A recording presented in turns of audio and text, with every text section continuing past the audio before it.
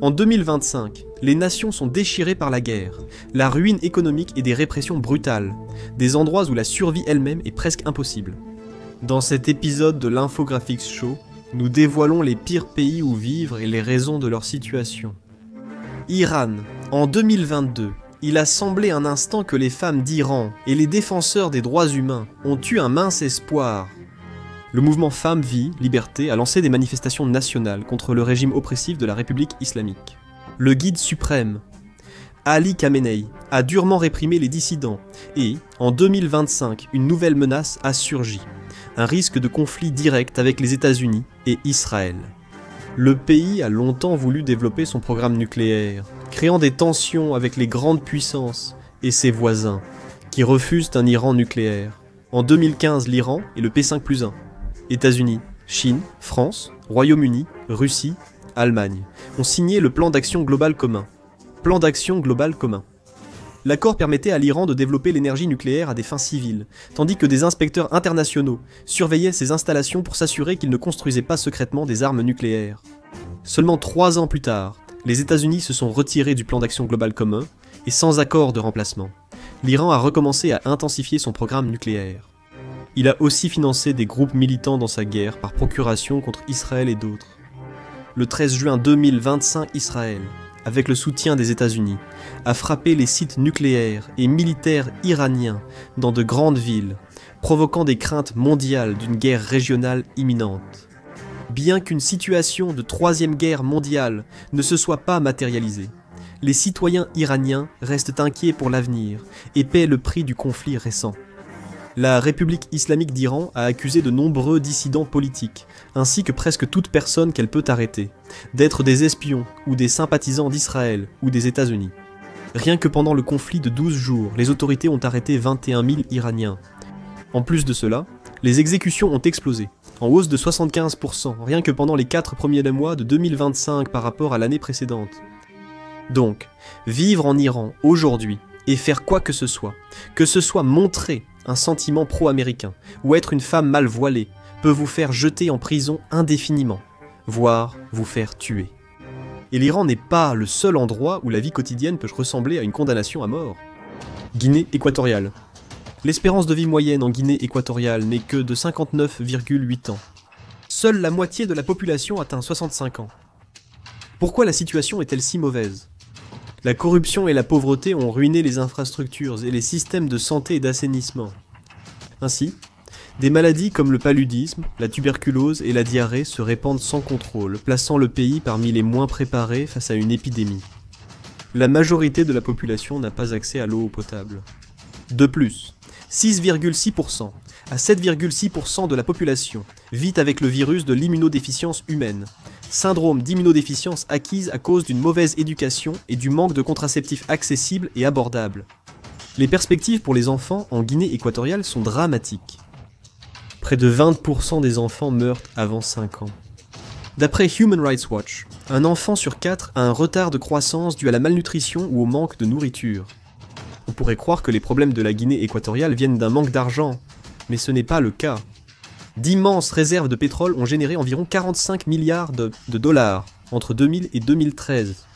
Au lieu d'améliorer la vie de ses citoyens, la plupart des fonds ont financé des projets d'infrastructure, perçus comme des prétextes pour enrichir les responsables. Même survivant à la maladie et la faim, votre gouvernement peut encore vous détruire. La Guinée équatoriale est dirigée d'une main de fer par Teodoro Obiang Nguema Mbasogo, le plus ancien dirigeant non royal au monde. S'exprimer expose à être battu, emprisonné ou à disparaître. Freedom House signale la torture, les passages à tabac et les disparitions forcées fréquentes. Des responsables ont été jugés après la mort de 7 détenus suite à des tortures, mauvais traitements et la faim. Malgré ces procès, peu de choses ont changé. La Guinée équatoriale n'est pas seule. De l'autre côté de l'Atlantique, un autre pays est aussi passé de la prospérité au chaos en quelques années. Le Venezuela traverse depuis des années une situation qui empire. Il est passé du statut de l'un des pays les plus beaux et prospères d'Amérique du Sud à celui de figurer sur de nombreuses listes comme celle-ci. En 15 ans, l'économie vénézuélienne s'est effondrée, alors que Hugo Chavez et Nicolás Maduro ont détruit les institutions démocratiques et bafoué les droits humains. Près de 7,7 millions de personnes ont fui, cherchant désespérément un avenir meilleur en Colombie et ailleurs. La chute des prix du pétrole à la fin des années 2010, ainsi que la mauvaise gestion et la corruption du gouvernement, ont provoqué une hyperinflation de 80 et 1000% au Venezuela. Même si l'hyperinflation a diminué, avec un taux estimé à 225%, en 2026, les dégâts étaient déjà faits. Le centre Wilson indique que plus de 91% vivent sous le seuil de pauvreté, et en 2021, 67% étaient en situation d'extrême pauvreté. Depuis 2005, les États-Unis, l'Union européenne et le Royaume-Uni ont imposé de nombreuses sanctions au Venezuela, ce qui n'aide pas. Cela a causé des pénuries de produits essentiels et la faim pour beaucoup. Plus de la moitié des familles vénézuéliennes peinent à couvrir leurs besoins alimentaires et 17,6% de la population souffre de la faim, selon l'Organisation des Nations Unies pour l'alimentation et l'agriculture. Si la faim ne vous touche pas, la criminalité le pourra. En 2024, le Venezuela a eu le taux de criminalité le plus élevé selon World Population Review. Le taux d'homicide est de 26,2 pour 100 000 habitants, en baisse depuis 90 en 2015, mais reste près de 5 fois supérieur à la moyenne mondiale, de 5,6. Beaucoup de Vénézuéliens ont maintenant peur de simplement sortir dehors. Des objets de valeur, un téléphone ou de la nourriture en vue peuvent faire de vous une cible. Que font alors les policiers ? Selon les habitants et experts internationaux, ils deviennent partie du problème. Rebecca Hansen, professeure adjointe à l'Université de Floride, a interrogé plus de 200 policiers vénézuéliens. La majorité a reconnu que les politiques de maintien de l'ordre de Maduro favorisaient la criminalité et la violence. Pour les Vénézuéliens ordinaires, cela signifie la pauvreté, la faim et une criminalité effarante, sans personne pour les protéger. Le Venezuela n'est pas un cas isolé.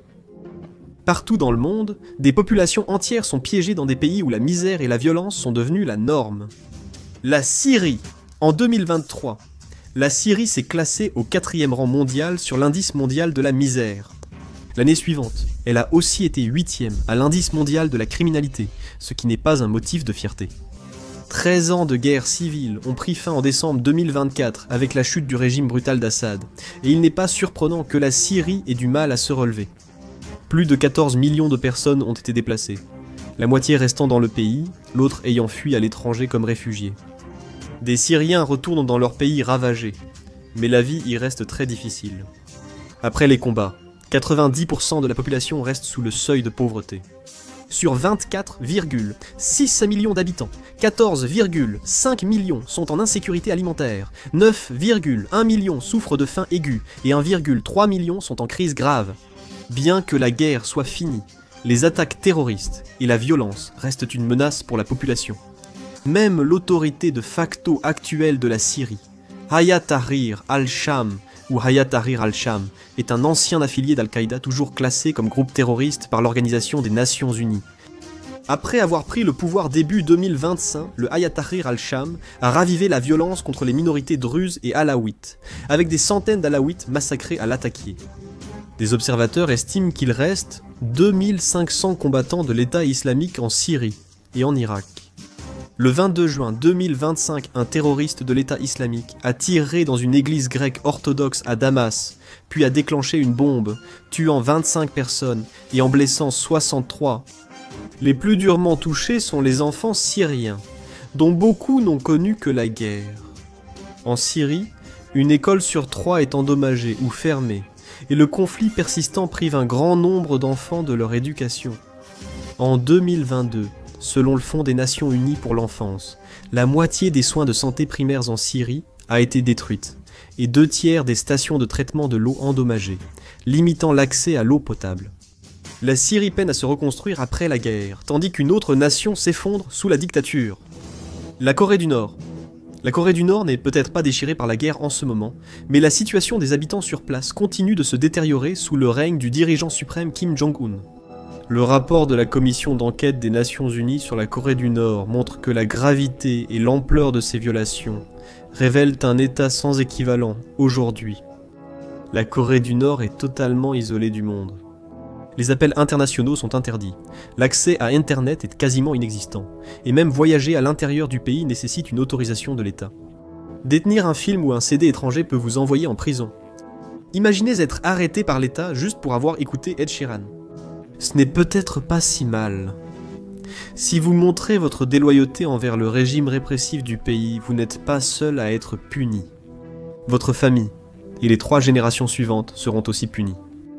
Le système Songbun classe chaque Nord-Coréen comme loyal, hésitant ou hostile au régime, selon leurs propres actes et ceux de leurs grands-pères. Votre classement Songbun détermine presque tout. Où vous vivez, quels emplois vous pouvez occuper, et à quel point vous êtes traité équitablement devant un tribunal, ce qui, soyons honnêtes, va de plutôt injuste à profondément injuste. Il décide même des petits privilèges, comme l'accès rare à Internet, auquel vous pourriez avoir droit. En d'autres termes, votre destin est décidé avant même votre naissance. S'opposer à Kim Jong-un mène au mieux à l'exil dans un village isolé pour vous et votre famille. Vous seriez aussi interdit de tout emploi assurant un minimum vital. Au pire, profitez de la prison, des camps ou de l'exécution. De 2000 à 2015, le régime a exécuté 1400 personnes connues. Étant donné qu'il est presque impossible d'obtenir des informations et des données provenant du pays, personne ne sait à quel point ce chiffre est réellement élevé, ni à quel point la situation s'est aggravée depuis. Et si vous pensez que cela ne peut pas être pire, détrompez-vous. Dans certains endroits, le gouvernement est devenu la pire catastrophe. Le Yémen n'a aucun répit. En 2014, les Houthis ont pris la capitale, réclamant une baisse de l'essence et la démission du gouvernement. Les dirigeants ayant refusé, ils ont pris le palais, poussant le président Abd Rabbu Mansour Hadi à fuir. 2 mois plus tard, l'Arabie Saoudite et ses alliés du Golfe, soutenus par les États-Unis, ont bombardé les Houthis. L'Iran a répliqué en envoyant des armes, poussant l'Arabie Saoudite, soutenue par la marine américaine, à imposer un blocus et à couper les approvisionnements. Ils bloquent aussi l'arrivée de nourriture et de fournitures au Yémen. Au cœur des frappes, batailles et blocus, 40,6 millions de Yéménites subissent violences, famine et chaos. Plus de 377 000 personnes sont mortes entre 2015 et 2022. Mais l'Organisation des Nations Unies estime que 60% des décès n'étaient pas des victimes directes de la guerre, mais étaient plutôt causés par l'insécurité alimentaire et le manque de soins de santé. Aujourd'hui, plus des 2/3 de la population, soit 21,6 millions de Yéménites, nécessitent une aide humanitaire urgente. Des infrastructures détruites et la sécheresse ont privé des millions de Yéménites d'eau potable après l'effondrement des égouts. Cela a provoqué une épidémie de choléra, touchant près de 250 000 personnes. Aujourd'hui, le Yémen porte le fardeau du choléra le plus élevé au monde, avec 35% de tous les cas mondiaux recensés là-bas. 5 millions de personnes sont menacées par la famine, et 4,5 millions ont été déplacés depuis des années. Et pour ne rien arranger, l'univers envoie des surprises comme tempêtes, sécheresse et invasion de criquets, aggravant la situation et laissant tout le monde au Yémen pris entre le marteau et l'enclume. Si le marteau était une frappe aérienne et l'enclume de l'eau non potable. Ailleurs, des décennies de guerre et un changement de pouvoir soudain ont laissé des millions de personnes piégées sous un régime brutal et répressif. Afghanistan. Quand les États-Unis ont quitté l'Afghanistan en 2021, peu prévoyaient l'effondrement rapide du gouvernement. Mais cela s'est produit, et depuis, la répression des talibans s'est aggravée. Les femmes ont peu à peu disparu de la vie publique. D'abord exclues des universités, puis des lycées, limitées à sortir sans tuteur masculin, et désormais totalement invisibles et inaudibles. En août 2024, les talibans ont imposé que toute femme adulte quittant son domicile par nécessité doit cacher sa voix, son visage et son corps. En cas de violation de ces lois, des experts de l'Organisation des Nations Unies signalent que des femmes sont détenues pour avoir parlé en public ou montré leur nez, puis disparaissent dans des prisons où elles subissent violences, menaces et intimidations constantes. Signaler ces problèmes est déjà dangereux. En septembre 2024, les talibans ont interdit les diffusions en direct de programmes politiques et toute critique du groupe. Les journalistes jugés hostiles au régime ont été arrêtés et détenus sans procès ni visite familiale. D'autres groupes politiques dans le pays sont parfois encore plus violents. Daesh possède une nouvelle filiale redoutable en Afghanistan, appelée État islamique de la province du Khorasan. État islamique de la province du Khorasan. Le groupe a attaqué les talibans et les civils, surtout les Hazaras, dont une attaque le 12 septembre 2024 ayant tué 14 hommes dans la province de Daekhoundi. Et comme si cela ne suffisait pas, l'Afghanistan traverse également une crise économique écrasante. Plus de 23,7 millions de personnes, soit plus de la moitié de la population, dépendent de l'aide humanitaire pour survivre. De plus de 665 000 réfugiés afghans ont été forcés de rentrer au pays par le Pakistan, beaucoup après avoir reconstruit leur vie à l'étranger, pour finalement revenir sans rien. La mission d'assistance de l'Organisation des Nations Unies en Afghanistan rapporte que les talibans ont torturé, maltraité et fouetté publiquement des personnes accusées d'avoir quitté ce qu'ils appellent un soi-disant paradis. Alors que les Afghans subissent la cruauté des talibans, ailleurs, des familles sont piégées dans une guerre bouleversant leur quotidien. Soudan. Quand la guerre civile a débuté en avril 2023, entre les forces armées soudanaises et les forces de soutien rapide, l'économie et la société, déjà fragiles, se sont effondrées. Au Soudan, plus de 14 millions de personnes ont été déplacées, et plus de la moitié de la population fait face à l'insécurité alimentaire. Même avant la guerre, 15,8 millions de Soudanais dépendaient de l'aide humanitaire. Depuis lors, 7 millions de personnes supplémentaires ont basculé dans la pauvreté, alors que le secteur industriel a perdu la moitié de sa valeur et que le système alimentaire s'est réduit d'un tiers. Le Comité international de secours estime que 34 millions de personnes ont besoin d'aide humanitaire. La guerre paralyse le pays, rendant l'accès aux chiffres actualisés presque impossible, alors que des dizaines de milliers de morts sont déjà à déplorer suite aux combats, maladies et à la famine. Un rapport de novembre 2024 du groupe de recherche sur le Soudan de la London School of Hygiene and Tropical Medicine indique que 61 000 personnes sont mortes à ce jour à cause des combats, dont 26 000 civils et militaires. Les autres décès sont dus à la maladie et la famine. Encore plus inquiétant, si cela est possible, ce sont les signes que la violence à caractère ethnique qui a conduit au génocide meurtrier au Darfour pourrait être en train de reprendre. Depuis fin 2023, des observateurs internationaux signalent une hausse de la violence contre les populations non arabes au Darfour, notamment les Mazalites, avec 10 000 à 15 000 morts, rien qu'en décembre 2023. D'autant plus que s'échapper est difficile. L'aéroport international de Khartoum étant fermé. Le nouvel aéroport international de Port-Soudan, seul grand aéroport encore actif, ferme parfois, à cause d'attaques de drones. Fuir en voiture, c'est comme le pire jeu vidéo. Il faut traverser des pistes de sable, éviter insurgés et bandits, en espérant ne pas rester bloqué dans le Sahara. Bien sûr, il est impossible de parler de la difficulté de vivre au Soudan sans mentionner le Soudan du Sud. Fondé en 2011, le Soudan du Sud, plus jeune pays du monde, rencontre encore de nombreuses difficultés de développement. La séparation du Soudan n'a pas apporté la paix attendue, la situation s'est même détériorée. Ici, les inondations détruisent vies et moyens de subsistance. Le Soudan du Sud est l'un des pays les plus affectés par le changement climatique, mais manque de moyens et de capacités politiques pour y répondre. Le pays a toujours connu d'importantes inondations, en particulier dans la région du Sud, une dépression géographique qui sert de réservoir au fleuve Nil Blanc. Cependant, les anciens de la communauté n'ont jamais vu d'inondation d'une telle ampleur auparavant. La zone inondée s'étend généralement sur environ 18 600 miles. Mais à son apogée, et de plus en plus fréquemment ces dernières années, elle peut s'étendre jusqu'à 80 000 miles carrés, soit presque la taille de tout le pays de la Biélorussie. Les inondations ne touchent pas uniquement les terres pour logement et infrastructures.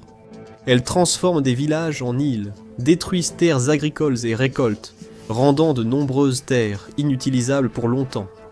Le chef de mission de Médecins sans frontières au Soudan du Sud, Maman Moustapha, explique que les communautés doivent sans cesse se déplacer, sans savoir si elles pourront récolter ce qu'elles ont semé. En outre, les zones inondées longtemps accroissent le risque de maladie. Selon le docteur Léo Tremblay, les inondations augmentent les risques de pneumonie, d'infections cutanées, de maladies diarrhéiques, de choléra et d'hépatite A et E. La perte de terres agricoles, la chute des approvisionnements et les conflits pour les ressources ont plongé plus de la moitié de la population, soit 7,7 millions de personnes dans une insécurité alimentaire grave. 2 millions de personnes ont été déplacées à l'intérieur du pays, l'aggravation des inondations laissant les organisations humanitaires incertaines quant à l'endroit où installer les abris ou les postes d'aide par la suite. En plus de cela, le Soudan du Sud accueille près de 900 000 réfugiés fuyant la guerre civile au Soudan en décembre 2024, ce qui exerce encore plus de pression sur une société déjà fragile et une économie en ruine. Et pourtant, Presque aucun pays au monde ne se compare à l'anarchie totale de ce pays suivant, Haïti. Dans son dernier discours comme coordinatrice humanitaire en Haïti, Ulrika Richardson a parlé du pays qu'elle aidait. Je ressens souvent que je n'arrive même plus à trouver les mots pour décrire la situation. Est-ce alarmant? Est-ce aigu? Est-ce urgent? C'est déjà beaucoup. La situation est grave quand la FAA interdit tous les vols américains vers Haïti. Après que 3 avions ont été la cible de tir le 11 novembre 2024, une hôtesse de l'air a été blessée, et les enquêteurs affirment que les tirs n'étaient pas des accidents mais des attaques délibérées de gangs pour empêcher les déplacements à l'intérieur et à l'extérieur du pays. Les principaux centres de transport, y compris la majeure partie de la capitale Port-au-Prince, sont tombés sous le contrôle de gangs violents. Ils recourent souvent aux vols, aux passages à tabac, aux meurtres et aux agressions pour intimider la population locale. Les choses empirent de jour en jour. Selon le Bureau intégré des Nations Unies en Haïti, plus de 4000 personnes ont été tuées entre janvier et le 2 juillet. Cela représente une hausse de 24%, par rapport au taux d'homicide déjà incontrôlable de 2024. La situation empire sans leadership pour rétablir l'ordre, Haïti n'ayant même pas de président. Le dernier, Jovenel Moïse, a été assassiné en 2021. Ariel Henry, son successeur, a passé l'essentiel de son mandat à Porto Rico, n'ayant presque aucun contrôle sur le pays. Haïti n'a qu'un conseil présidentiel de transition inefficace, sans réalisation notable. Entre-temps, 1,3 million sur 11,8 millions d'habitants ont été déplacés. Les gangs rôdent dans les rues, tandis que les habitants se cachent, sans espoir d'un avenir meilleur. Si vous pensez que vivre dans ces pays est difficile, découvrez 13 lieux strictement interdits d'accès, ou cliquez sur cette vidéo